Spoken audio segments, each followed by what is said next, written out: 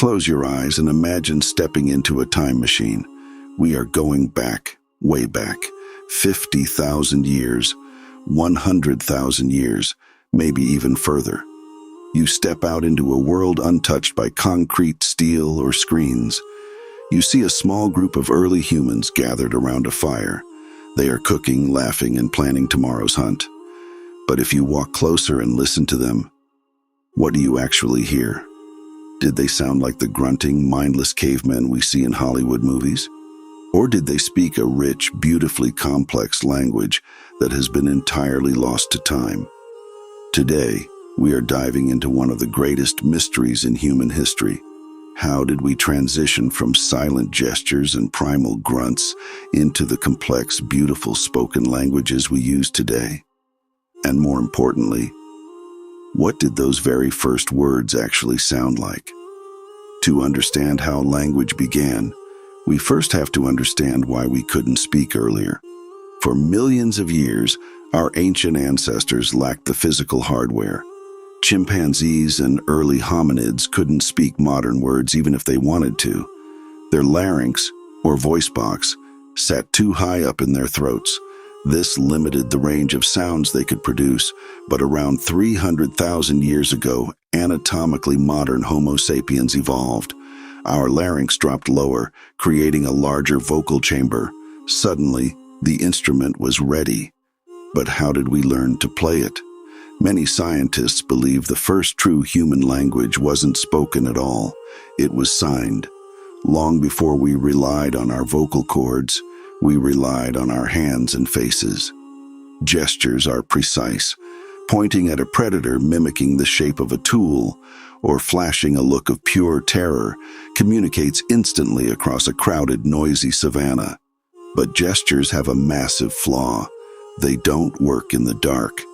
And they are useless if your hands are full of spears, rocks, or gathered fruit. To survive, early humans needed to take the leap from sight to sound. So, how did those first sounds come to mean something? Linguists have proposed a few fascinating theories, and they give us our first massive clue into what early language sounded like. First, there's the Bow-Wow theory. This suggests our first words were pure imitation. If an early human wanted to warn the tribe about a saber-toothed cat, they didn't say tiger. They mimicked the deep, guttural growl of the beast itself. The word for the animal was the sound of the animal. Language back then was an echo of the wild. Second, we have the Pooh-Pooh theory. This claims language sparked from automatic emotional reactions, a sudden gasp of fear, a sharp intake of breath from pain, or a sigh of relief. Over thousands of years, these involuntary noises became intentional signals. A sharp ah didn't just mean I am hurt, it evolved to mean danger nearby. Finally, my personal favorite, the yo-he-ho theory. This theory says language was born out of intense, coordinated physical labor. Think of it like a modern gym environment. When you lift something incredibly heavy, you naturally grunt or exhale sharply to pace your effort. When a dozen early humans worked together to drag a mammoth carcass or move a heavy boulder, they developed rhythmic, shared chants to synchronize their movements. These grunts became the very first verbs, words for pull, push, and lift. If we mix all these elements together, gestures, animal imitations, emotional outbursts, and labor chants, what do we get? What did the final product actually sound like? While we can never know for certain because spoken words don't leave fossils, linguists have a brilliant clue. They look at the oldest surviving languages on Earth today, and many points to the Khoisan languages of southern Africa. These languages are famous for their incredibly complex click consonants.